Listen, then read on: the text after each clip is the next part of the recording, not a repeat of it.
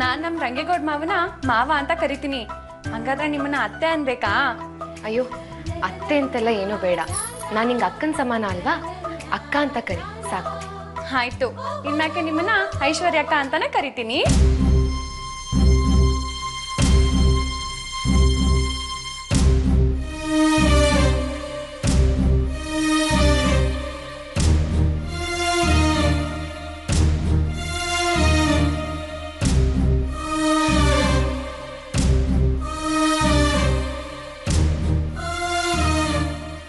ಐಶ್ವರ್ಯ ಅಕ್ಕ, ಯಾಕೆ ಬೇಸರ ಮಾಡ್ಕೊಂಡಿದ್ದೀರಾ? ಇಲ್ಲ ಕಮ್ಮಿ, ನಾನು ಸಂತೋಷವಾಗೇ ಇದ್ದೀನಿ.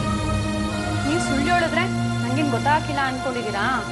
ನಂಗೆ ಗೊತ್ತು, ಮಹೇಶ್ ಮಾಮನ್ ಲಗ್ನ ಆಗ್ಬೇಕು ಅಂತ ನೀವು ಸಾನೇ ಆಸೆ ಮಾಡಿಕೊಂಡಿದ್ರಿ. ಆದ್ರೆ ಅವ್ನ ಕೂಡ ಲಗ್ನ ಆಗ್ಲಿಲ್ವಲ್ಲ, ಅದಕ್ಕೆ ತಾನೇ ನೀವು ಬೇಸರ ಮಾಡ್ಕೊಂಡಿರೋದು. ಐಶ್ವರ್ಯ ಅಕ್ಕ, ನಮ್ ರಂಗೇಗೌಡ ಮಾವನು ಸಾನೇ ಒಳ್ಳೆಯವನು. ಅವನು ನಿಮ್ಮನ್ನ ಸಂದಾಗ ನೋಡ್ಕೊಂತಾನೆ ಬಿಡಿ. ಅಯ್ಯೋ, ಯಾಕೆ ಇನ್ನೂ ಬೇಸರ ಮಾಡ್ಕೊಂಡಿದ್ದೀರಾ? ಓ, ಮಹೇಶ್ ಮಾಮನ್ ಲಗ್ನ ನಿಂತೋಯ್ತು, ಅವ್ನ್ಗೆ ಯಾರು ಹೆಣ್ ಕೊಟ್ಟಾರೋ ಅಂತನಾ? ಯಾರು ಹೆಣ್ ಕೊಡೋದ್ ಬೇಡ, ನಾನೇ ಅವನ್ನ ಲಗ್ನ ಆಯ್ತೀನಿ.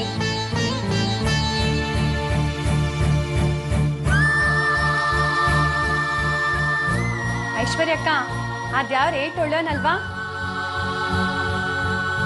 ರಂಗೇಗೌಡ ಮಾವನ್ ಜೊತೆ ನಿಮ್ಮನ್ ಲಗ್ನ ಮಾಡಿಸಿ ಮಹೇಶ್ ಮಾಮನ್ ನನಗ್ ಕೊಟ್ಟವನೆ. ಮಹೇಶ್ ಅವ್ರಂದ್ರೆ ನಿಂಗೆ ಅಷ್ಟೊಂದು ಇಷ್ಟನಾ? ಅದೆಲ್ಲ ನಂಗೆ ಹೇಳಕ್ ಆಗಿಲ್ಲ, ನಾಚಿಕೆ ಆಯ್ತದೆ.